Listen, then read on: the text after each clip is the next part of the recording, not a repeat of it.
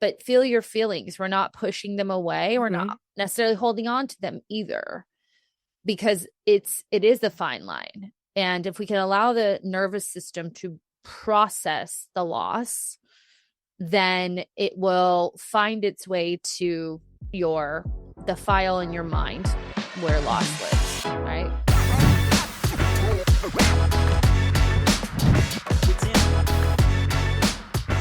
Today we're opening space on a tender conversation, about reproductive grief. As Mother's Day has passed for a lot of us, this is a very real struggle. And so we thought we'd shed light on this today with our audience. So if you are ready, listen up and lean in as we elevate your mind. Mhm. Welcome, everyone. I think we skipped banter today because our topic is a serious one. It's a heavy one. So I want everyone to realize, there might be some triggering words, some things in this conversation that are emotional. I'm going to get emotional. Amanda's probably going to get emotional. And this is a conversation that I wanted to have for our clients who have struggled with the loss of a child, who have struggled with infertility, who have struggled, like myself, with just physical issues that have, kept having my own child, from being a thing. So if this is still heavy on your heart, this may not be the time to listen to this, or you make the choice, because we're also going to validate and give you some skills to use. So would you add anything to that? No, I don't think so. So reproductive grief, or what I've always called it, is ambiguous loss, is a grief response to reproductive loss or unmet reproductive expectations. So in the United States, women 15 to 49, so women who are menstruating, have a 13.4 chance of impaired fertility, right? So face challenges becoming pregnant and carrying a pregnancy to term. Among married women in this age group, 8.5% are considered infertile, and approximately 12.2% of women in this age group have utilized infertility services, which is a very common thing in our practice. What about miscarriage? Yeah, miscarriage. I've got rates of 10 to 20% of known pregnancies in the US occur in a miscarriage. And then on top of that, recurrent miscarriage. So it happens more than once. About 1% of women experience that. So it's 3 or more consecutive miscarriages. And then unfortunately, 50 to 75% of those have no identifiable cause. Yeah. Do we have any stats on stillbirths or? Yeah. So perinatal loss, which would be considered a stillbirth because it's after 20 weeks gestation or a newborn within 30 days of birth, approximately 10% of women, which would equate to 2.7 million deaths annually. Oh, gosh. I know. And we want to have our entire community send their prayers out to our girl, Megan Hardy, whose child is alive. Yeah. But was born at 24 weeks, I think. Yeah. And she was just on an episode with us. So for our entire community, I truly believe that good vibes, positive vibes is a real thing. So please, in your prayers, send all the positive vibes her way for her husband, and her son, Ryder. 26 weeks. 26 He weeks. arrived 14 weeks early. Yeah. Yikes. She's very positive. Yep. So factors influencing fertility. So female fertility begins to decline in your early 30s, with a more pronounced decrease after 35. By age 40, the chance of conception per menstrual cycle drops about 10%. Secondary infertility, the inability to conceive after previously giving birth, is becoming more common. That's interesting, affecting about 1 in 20 couples. Factors include increased parental age, complications from prior pregnancies, and lifestyle changes. And then, of course, we have health conditions like PCOS, polycystic ovarian syndrome, endometriosis, uterine fibroids. That's what I had. This can all impact infertility. Obesity and eating disorders are also associated with higher miscarriage rates and fertility challenges. So this is something near and dear to my heart. I think it's near and dear to your heart. Now, for those listening, I'll be completely transparent. I never wanted children, which we've talked about in my mom episode. So, reason why.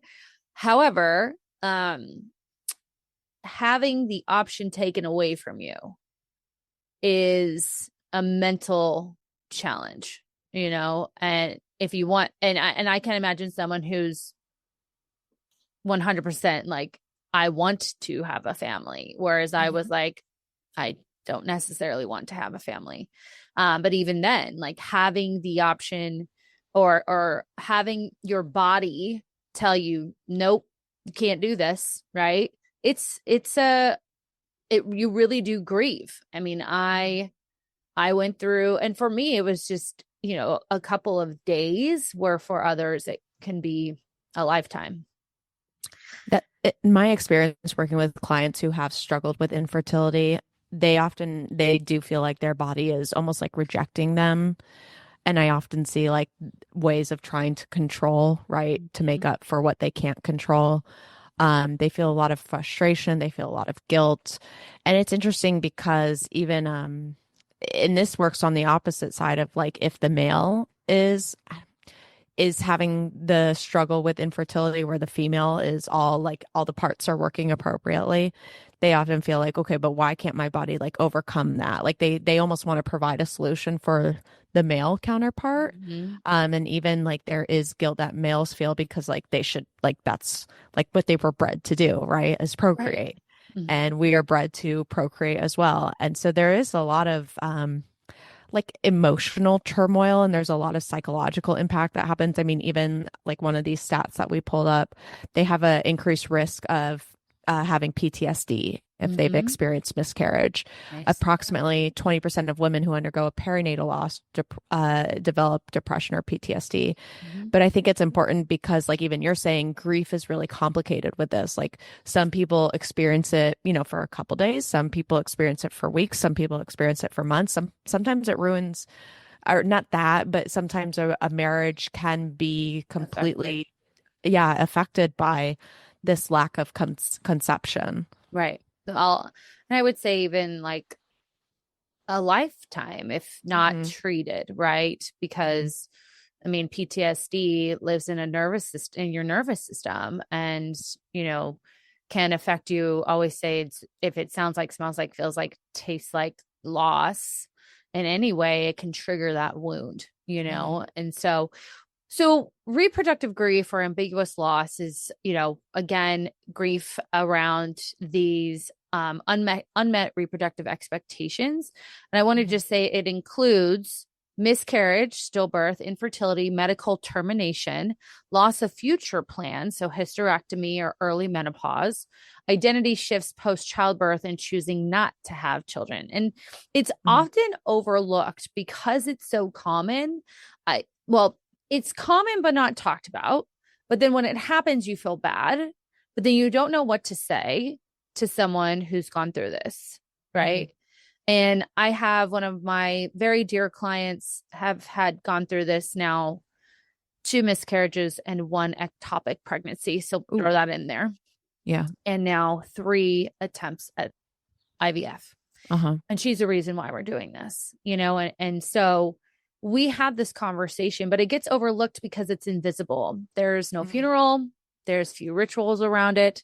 There's little like community recognition other than, I'm so sorry that happened. You'll try again next time. Yeah. Well, we circle back because you're saying ambiguous loss. Can you define that for us and like what that means in your brain? So an ambiguous loss, again, is a loss that isn't this concrete thing. So an ambiguous loss, again, can be a miscarriage, can also be like having a child come out that they are gay or lesbian, because you have this idea of what your life is going to be. And now it has changed. Ambiguous loss are not these final concrete losses. I would even say like even a breakup that's not a marriage can oftentimes be downplayed that, well, at least you didn't get married to them. So again, the word is, it's invisible. There's not a, closing the store because your job is closed, Yeah. there's no funeral, there's no divorce, there's no kind of closing factor in it. And it's often overlooked, it's often downplayed, and it has the same effect on the body as a funeral, as a divorce, as something that we would consider more of a loss than what these things are. But they grieve, people grieve in the same way. Well, and I think that's where the society kind of gets it twisted, for lack of better terms, is because it is invisible. Society has a hard time understanding that the feelings are real, right? Because you could say, well, and this is, again, said more bluntly than I'm intending, but because they weren't fully developed, that is something that it's okay, right? At least they weren't fully developed. Or, well, at least there's always kind of like a downplay of, and like you were talking about, of this situation. And it's like, yeah, but if someone has wanted children, or even me, like I didn't want kids, and then all of a sudden, not all of a sudden, I decided, it was okay, kind of I do.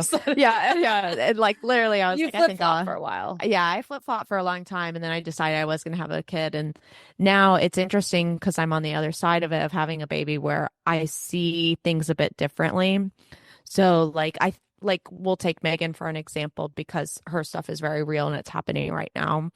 Is, I think before I had a baby, I would have been like, oh, that's unfortunate, like that's not good. Now I see it and I'm like, oh, like your heart just rips out. And even the other day I went to the grocery store and there's a pregnant gal there. And before I would have just been like, not even realized she was pregnant, or just been like, okay. And then now I'm like, oh, like there's a baby in there. So like even what that it feels like. Yeah. Well, even like taking that ambiguous that I felt before, of just the feeling of like kind of indifferent, now there's actually like a concrete feeling that I can relate to. Yeah, And you got to think like half of our society, probably doesn't have that feeling that they can whether it's by age, gender, or just like desire for kids or not. You make an excellent point. Like you now have this concrete, I know what that feels like, I know what that sounds like that is something that is so real to me. And for even the partner, right, they don't necessarily, men often say like they don't feel a connection to the child until they are born. Right.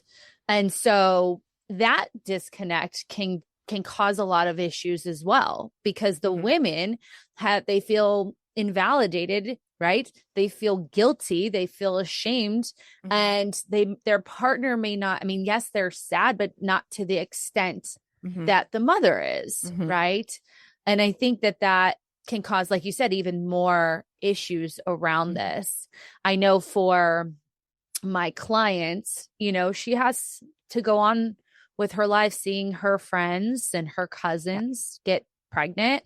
Yep. And she and I talk a lot about like both and I'll talk about that when we come to what to do around this. But, grief is a motherfucker. I have been, I hate the word. It just makes me want to cry. I lost my dog. And I cry about her. Like, I have this anticipatory grief around my dad, right? Yeah. And then grieving just some lost relationships, right? So just me saying the word grief, like you see what's happening, like that sadness comes up. And sometimes I can talk about it and be perfectly fine. But it is this within the reproductive grief, the grief cycle is denial, right? Up front, and then some anger, like how could this happen? Then bargaining is, if I do this, then this will happen. So for our clients, oftentimes it's, okay, well then I'll just get healthier. I'll eat less. I'll eat cleaner. I'll work out more. Oh, I need to lose weight, right? If I do that, then it will happen. And sometimes they overcorrect. Then it's depression or sadness, right? Just feeling that sadness. And then we get to a place of acceptance. But oftentimes this does not happen in order. It happens in what I call ping ponging. One day you're angry, one day you're bargaining, the next day you're sad, the next moment you're accepting it. I mean, there's moments where I'm literally like, folding clothes, and where I fold my clothes in my room is where Brookie's little ashes are, and I'll just start crying. But then Liberty comes in and I'm like, oh, I'm happy. And again, guys, please don't come at me that I'm using that. It's just a recent loss that I've had, right? So I'm not comparing my dog to this, but it feels like it feels like you're going crazy sometimes, because all of a sudden you just cry, and all of a sudden you're just, in this out of nowhere. Like, thank God I have Mark. And I think I hope you guys are sharing this podcast with your significant others, because one of the greatest things he does is just, he first asks, because my dad is sick, right? She's like, is everything okay? I'm just thinking of Brooklyn, and he'll just give me a hug. It's not like, oh, you should get over that. But there is that feeling of like, I should get over it. I should be strong, right? I should bounce back quickly. So you're talking about your Brookie. Let's equate this to something like, I think that more people could kind of realize is, think of a relationship that you had, like a boyfriend or a significant person in your life. And think of like going through that, when you break up with them, or maybe it just didn't work out. And so you moved across country and whatnot. Like initially you're in kind of like this shock and denial there. Your phone's not blowing up at 12 o'clock to say, hey, I hope your lunch is going well, and then you feel guilty. Yeah, you're feeling guilty. Like, should I have really broken up with them? Like, I wasn't sure, like, but it just didn't feel right. But maybe, and there's your bargaining. But what if I just would have gone over it? What if I just would have like, just let that one thing go? Like, what if that red flag was actually like a pink flag, And then you kind of reflect and you feel lonely. And then again, after there's been some time from the event, you start to stabilize, you feel more at peace, but then you start kind of still, there's still those what ifs. It's not like, and when I think with people, when they think about grief, they think, okay, you go through these like 7 stages, right, that we're talking about. And then once you've reached that one, you're good, right? That doesn't happen over. Again. Yeah, it's over. And it's like, no, you oscillate between each of these. And it may be like Michael, when I first met him, so Michael's dad had died when he was in college, unfortunately. And I had asked him, because I've never had like a very close person die with me, of like, it was Father's Day or something like that. And I was like, oh, do you want to go like to his grave? And he goes, honestly, it's not the holidays and it's not like the Father's Days. It's just the random moments that are the toughest. And I think, again, some people might resonate with that, whereas some people might resonate like Mother's Day is a really hard day, or it might be Monday is just a really hard day. Right. Well, and with reproductive grief, you're making these changes to your life as caring as the mother, right? You are changing the way you eat. Obviously, you are, preparing maybe even a room. You're, you tell me, you finish this. What you do. Yeah. Yeah. Well, you just kind of go to appointments. You want to hear the book heartbeat. Appointments, you forecast, you want to, like, even thinking of trips coming up. Like, for example, Michael was talking about, like, we might go to Italy next year. And it's like, well, I don't want to be pregnant in Italy. So then do we plan around, like, your whole life becomes planning around this what if structure that happens.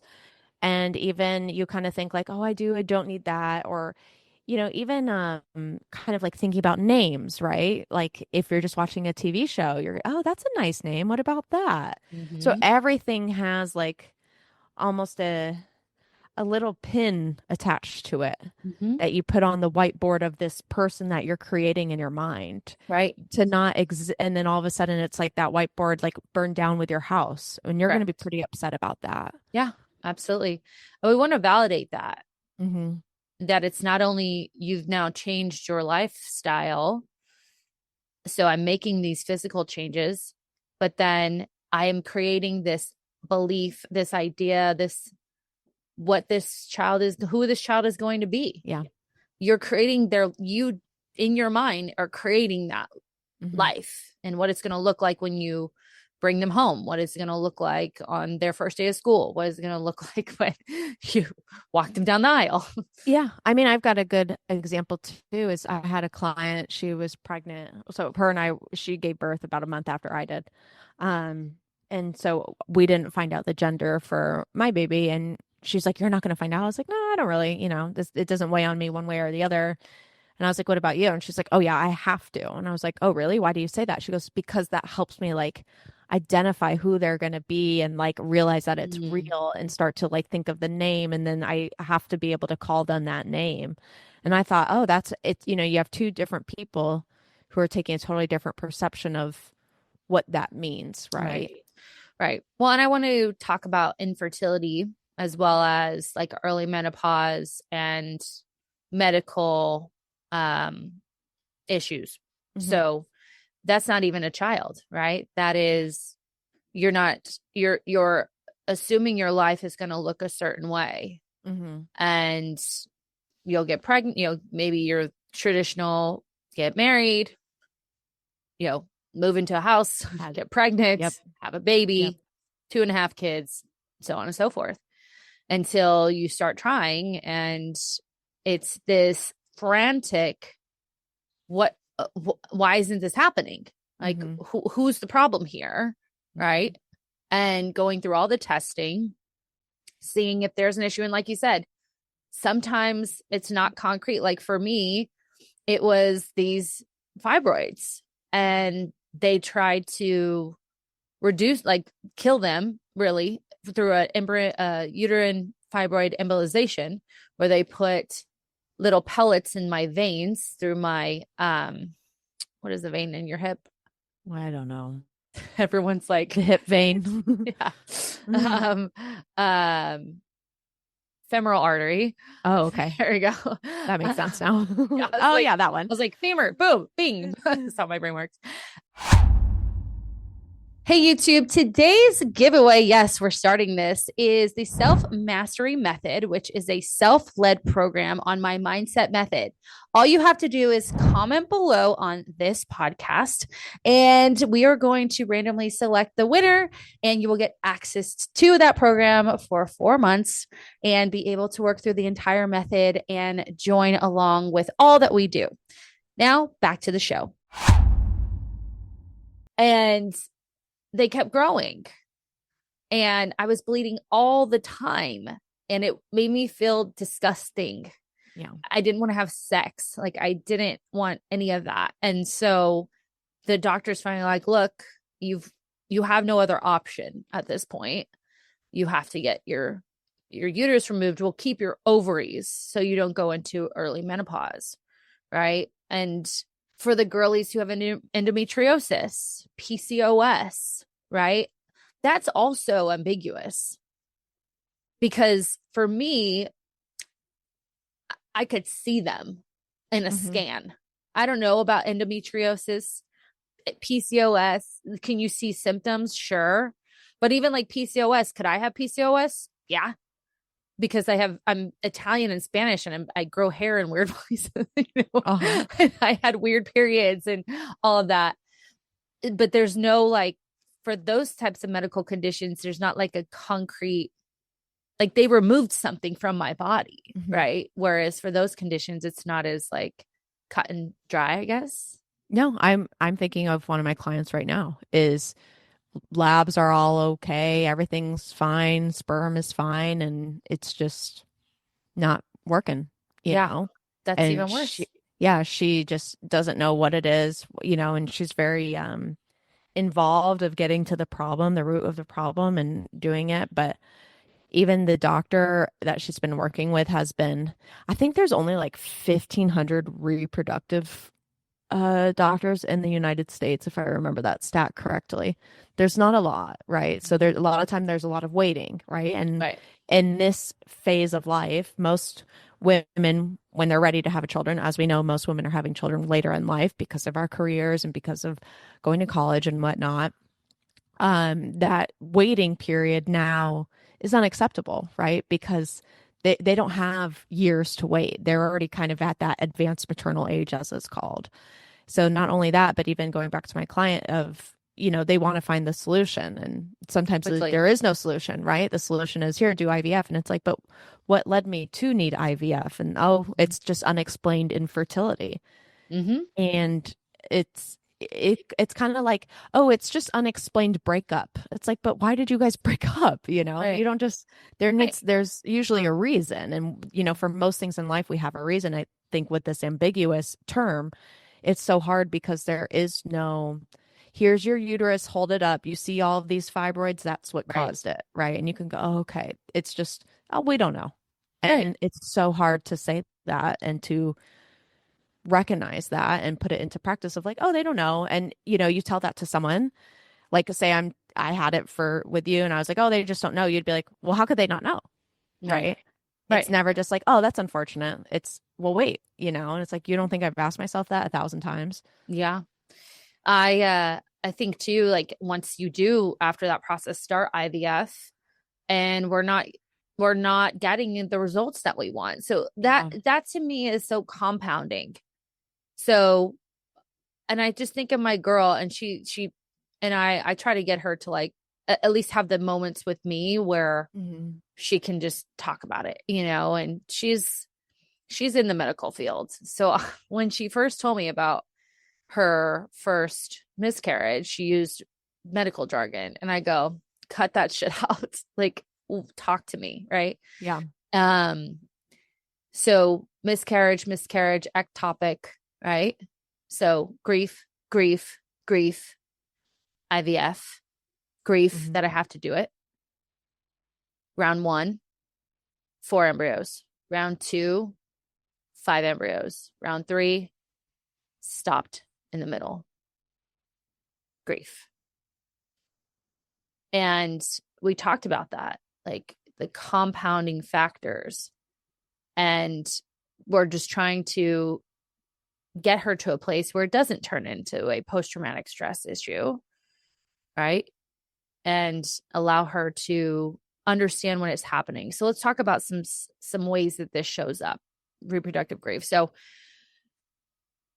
similar to someone with a nervous system who has a dysregulated nervous system, we have, a tight chest, we have kind of that anxious feeling, but also you can just be very tired. You can feel like not wanting to eat. For some people, it can be the opposite too, right? Because they're feeling this anxiety and this sadness. Some people have a perception of a pregnant body without a baby. So again, and this is for the miscarriage, is I put my body through because think about it, you guys, like when you tell me, Amanda, when you're first pregnant, like you just know you're pregnant because it shows you on a test, but you have to convince your brain I'm pregnant because there's not this like belly right away. Yes. Well, and even like going from a physical standpoint, and that's one of the things we talk about with the mindset of mommies is like, your body changes, right? But it's like not evident. So first, it's not evident that you don't have a baby, right? Because your body hasn't necessarily changed. You just physically feel different for some people. Then your body does start to change, but it doesn't look like a pregnant belly, right? And so then it's like, it looks like a weight gain. And so then you're like, okay, well, everybody's going to think I gained weight, but I don't want to tell them I'm pregnant because most people wait until like 12 weeks, just because there's a high risk of miscarriage in those first weeks.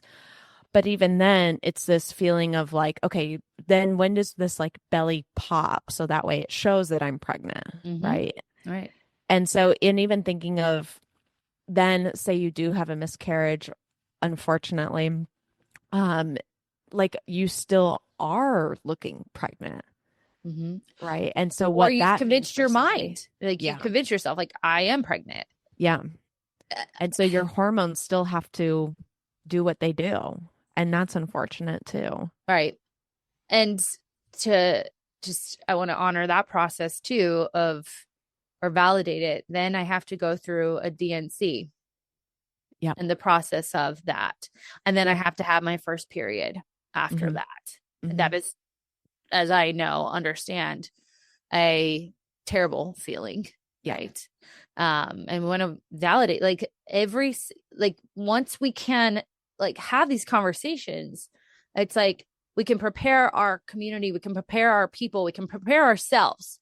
Yeah. Like that first period after a miscarriage is brutal, right? It's brutal. And again, I've not experienced a miscarriage, but I have many, many friends and many, many clients who have, and this is a conversation we have. And I'm thankful that they get to share this with me because then I can help anyone else going through this to prepare them, right? Just coming back to what you experience, obviously sadness, anger, jealousy, as we talked about, numbness, anxiety. And this can cause you to want to isolate, right? To want to avoid people, certain places, certain parties, especially, you know, oh, my sister or my cousin's going to be there. She's pregnant or she just had a baby. Everyone's going to be adoring over the baby. I don't want to do it. And talk about, because I feel like this is your jam, like how people over control. Yeah. Well, because like I said earlier, it's so out of control, right? You cannot control like sperm meeting the egg or embryos coming out of you. And so the most of the time we go into further restriction or further like diet-esque behaviors, right? Or mindsets around like food quality control per se. And then even exercise. Like somebody I know, her thing is to just hop on the Peloton, right? And I don't feel good, I hop on the Peloton. I don't like this, I hop on the Peloton. I feel out of control, I hop on the Peloton. And at this stage, this gal, she's had, I want to say 3 or 4 times where she's had to get DNCs when it's after a heartbeat's been detected and after they've known the gender. And when I had talked to her to do a consult, you know, she was very calories on the watch. I try and beat that every time, fear of food and whatnot. So I can only imagine what's going through her mind because she ultimately decided not to work with us. So I can only imagine what's going through her mind because, you know, more likely than not, she didn't work on those things before pregnancy. And now she's going through this and she doesn't have an emotional coping. She doesn't have, you know, kind of a stress deregulator. So talking about like, and I've, you know, from my own experience of control of, I felt sad, I would work out. I felt happy, I'd work out. I was angry, I'd work out. I would control my calories. I'd control my food, you know. And I just think because pregnancy and even infertility and all of that takes away so much of your control and who you think you are and all of that, that it's really important that we work on those things beforehand too. So even like with my client, I think she's getting IVF, but she had to start some injections this past weekend. And our conversation was, what does this look like for you? Yeah. You know, like opening that, like, what does this look like for you for exercise? Because I know she tends to want to just exercise to the feelings, but you can't, right? Like you don't need to be putting your body under more stress because you're already stressed about this kind of infertility that you've got. Well, and let's just talk about the process. Putting a needle in your body every single day. Oh. And then having to do that for multiple rounds. Yeah. Like my girl said, I'm having anxiety now the 3rd time. My body is resisting it. Like I'm having almost panic attacks of putting this needle in me every single morning. And, you know, again, that process and acknowledging, because we just say, oh, she's going through IVF. Like it's this, yes, the goal is this positive thing, but it's a lot of discomfort. It's very uncomfortable. It's a lot of discomfort. It's you know, it's this, I can't even put it into words, just this really, it's a mindset. It's just it's a mind fuck, right? Like I'm trying to be positive because I'm going through this process. I'm spending exorbitant amount of money to do this. So now I have a financial, like $5,000 in medications. I got on the phone with my client after ordering $5,000 for medications, right? And I have to go through every morning, you know, and she had to go to the clinic every other day to get an ultrasound. I believe it was, to see how many embryos, she or is it not embryos, Eggs. eggs, thank you. Mm-hmm. And I mean, just the time, the commitment, and then again, what happens when it's no eggs, right? Or what happens when your eggs and his sperm don't meet well.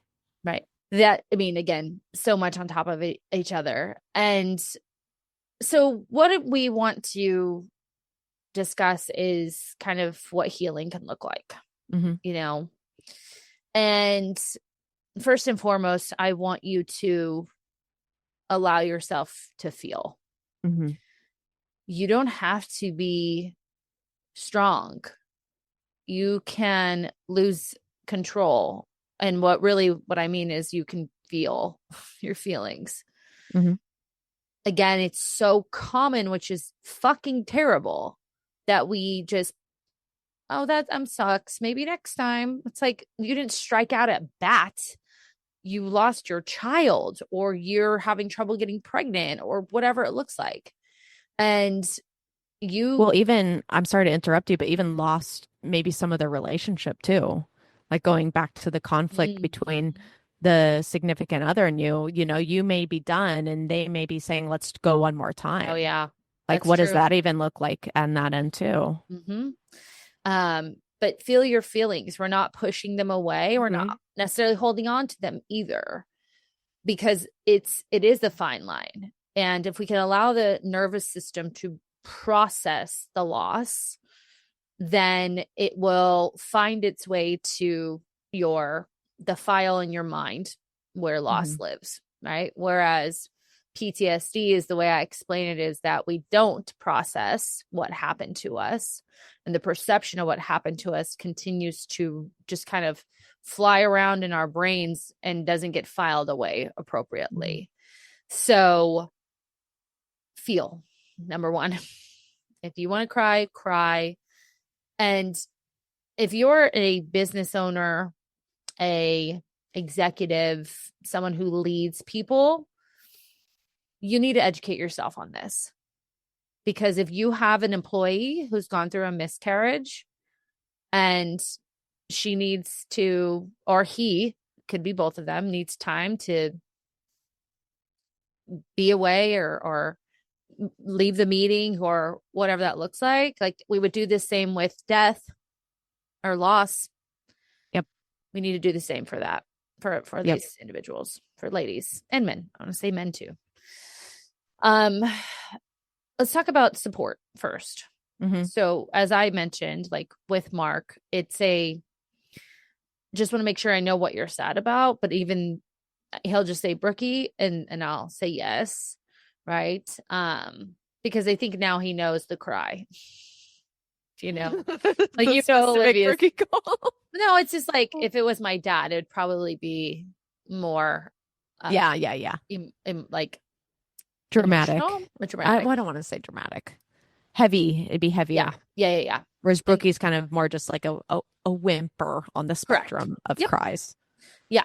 And it's very short. And just being able to hug and hold, and when we're not sad, just making sure that the type of support we're providing is what our partner needs.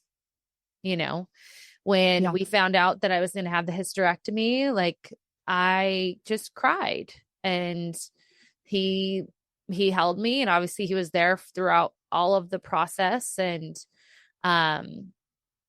you know, just by my side, of course. I mean, I hope that your partner's not just piecing out. If that's the case, then we have a bigger issue. But, you know, therapy is wonderful for this. Grief therapy. There's therapy, as we've talked about, specific to postpartum. But there's also, I'm guessing a lot of those therapists also specialize in reproductive grief as well. Yeah, there are. You know, and there's one, what's her name? Oh shit. Anyways, I'll think of it later. But it's called Postpartum Support International. That's a good kind of a like way to connect with a therapist that's specifically trained in this. So even thinking of like when I have talked about, I was seeing a therapist at the time and I had brought up kind of my control with the food and exercise. And she was like, oh, you're fine. Right. Mm. And that same thing could happen to a woman in this circumstance where they want to see a therapist and it could be a therapist that they've been seeing too. And, she's like, man, I really want to talk about it. And the therapist will be like, it's okay. It's going to work next time. Keep believing. It's like, it's a little dismissive of the process, in my opinion. Absolutely. Um, 100% correct. It's like, yeah.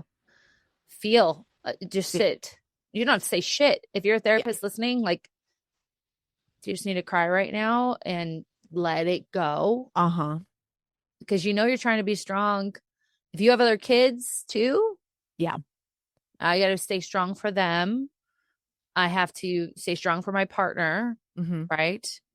Therapy is wonderful. Support groups are wonderful as well. The more that you learn about it, like I was in a hysterectomy, Hyster Sisters group. Oh, It's just cute. more to learn. Like, yeah, Yeah. it's more to learn than anything.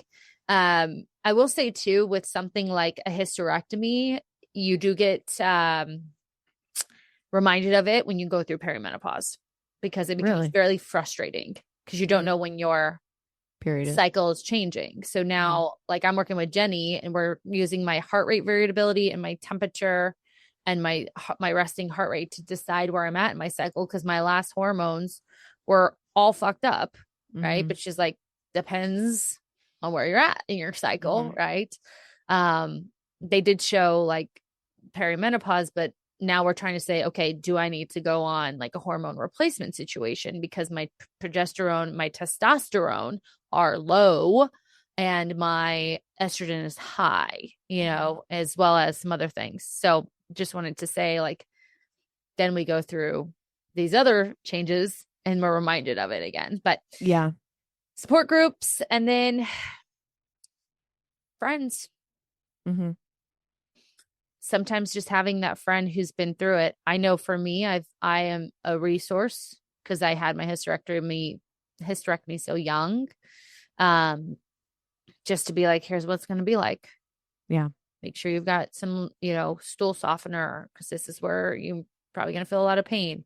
What can we do? I've worked with now 3 clients on how to prepare their bodies for hysterectomy specifically. Now, obviously, I can speak about that, but friends who've gone through miscarriage, I know for my client, she has those people that can just say, I'm here to listen. Well, and to add to this too, before we move on to the next one, is it's not like you don't have to have a support group, have therapy, or have a friend that you're going to reach out to. But what I encourage my clients to do in general is to at least have kind of that in your back pocket, meaning have the therapist that you would go to, have their phone number in your phone, or have the support group know they meet on Wednesdays at 12. Yeah. And that way, when you get to that point, if and when you're ready, you're not trying to find that information. Yeah. It's just going to make it that much easier on you. And, hopefully you don't have to use it, right?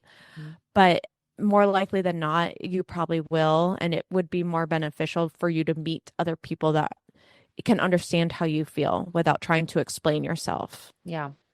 I have a client who's pregnant now and, we just talked about it sucks because you don't want to put this negativity on you, but with your partner, I think it's important to have a plan if things don't go right. Did you guys have that? Yeah, we talked about like, what if this happens, what would we do? If this happens, what would we do? But But are you saying what can you do for me?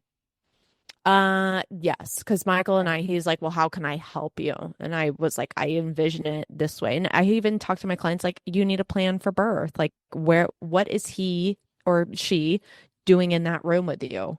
Like, are you going to want them to be touching you? Are you going to want them to be in the room, right? Or like, how can they help protect you? Do you want your mother-in-law in the room or not? Like, do they need to set that boundary? Like, there's so many conversations that you need to have. And it's really interesting that we're talking about this today because James Sexton, who's a divorce lawyer, is on Andrew Huberman this week. And so I was listening to it this morning, and he talks about the kind of the double standard that people have about talking about a prenup. And he's like, if you can't have this conversation with them, why are you getting married to them? Yeah. And so it's the same thing. If you can't have the conversation of, hey, what happens if the worst of the worst? What's kind of our plan and how can we support each other? Like, then maybe we should reconsider having a baby with them, because that baby is going to bring out everything, or that grief is going to bring out everything. That loss is going to bring out everything. Yeah. And again, I know, like a prenup, this is great. That's a great example, because it's like, we don't want this to end in divorce. No. Yes. But we need to have a plan. And I think it's important to say, even before you start trying, like, okay, if we say something, we find out that we cannot conceive. Yeah. Is the next step in like IVF? Are we okay with not having children? I have friends that didn't go through IVF, and they were like, if it's not in the cards, then it's not in the cards. Now, she was very sad, and she talked to people who, she trusted about it, but she did keep it from the others. I found out through the grapevine, right? Yeah. And they just now are childless, not by choice, right? Whereas Mark and I are childless by choice in medicine, as I say. Some support groups real quick: Share Pregnancy and Infant Loss Support, nationalshare.org. It's a peer-led support group on online communities and grief resources. Pregnancy After Loss Support, PALS, pregnancyafterlosssupport.org. Resources for navigating a new pregnancy after miscarriage, including blogs, support groups, and mental health tools. Return to Zero, Hope, rtzhope.org, focuses on healing after pregnancy and infant loss, offering virtual retreats and parent-led healing spaces. And Miscarriage Doula, themiscarriagedoula.co, trauma-informed miscarriage and pregnancy loss coaching, one-on-one support, and virtual resources. So we will put all of that in the show notes. Now, other things you can do. So we talked about feeling, we've talked about support, but honoring the grief, naming it, name the grief, write it down, talk about how, it's impacted you. Give it I love giving it a name. That's a big thing. Speak it out loud. And I think it's important to have a ceremony of some sort. I'm going to share something, trigger warning. This is a lot.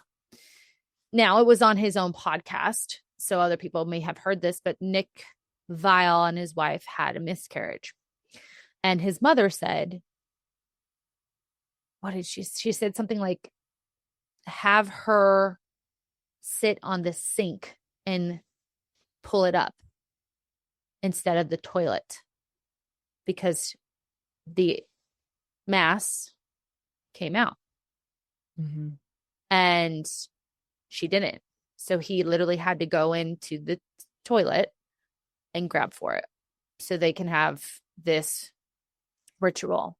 So it's very traumatic, obviously, what I'm explaining, but this is probably something that someone listening understand, because his mother told them exactly that this would happen, and it happened.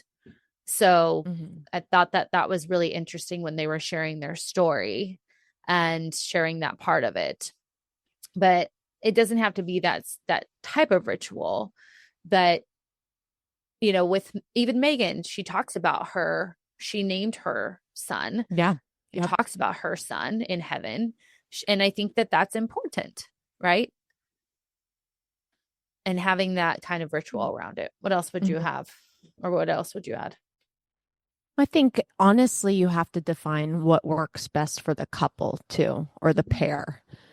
And finding like a ritual or like a ceremony may not be what someone else wants. Maybe it's like a day of celebration, right? Instead. Maybe it's not a burial, but maybe it's like the lighting of the little lamps that go up in the air. Maybe we don't have a day or anything, but it's just that open communication to say, hey, I'm like really sad about this today. Yeah. And it's just kind of unfortunate. I think, as Megan has done so well, and as you said, of just being able to speak on it openly and bring it to light, because a lot of women don't. And that was one thing where when I first kind of entered the space, it was like miscarriage, miscarriage, like kind of whispered words Mm-hmm. or loss and loss. And then when I was working with clients, I'm like, oh my gosh, a number of you have had this. Mm-hmm. Like Absolutely. a good amount, I would say most of my clients have had this, Mm-hmm.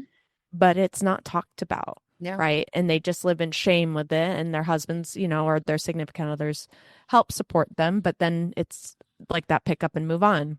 Mm-hmm. And I think if everybody could get together and be able to talk about it, that might relieve some of that heartache. Right. Not to say that it's going to be the cure, but it might be some of that. Oh, like, it's like when someone else has gone through a breakup and you're like, oh, thank God they understand. Like, Right. thank God they understand that I'm looking at my phone and I'm upset he hasn't called me, even though I dumped him 2 days or, 2 weeks ago. Right. And someone's like, yeah, I know it sucks when you do that. I mean, again, Worse. Go the ahead. loss of my dog, like I had 3 friends that have Yeah. gone through it recently, and they're Mhm. like, this is how it's going to happen. You're going to cry every single day. It's going to feel terrible. Yep. And then over time, it'll get better, but you'll still just find yourself crying. And I cried yesterday about it, Yeah. folding my clothes. Right.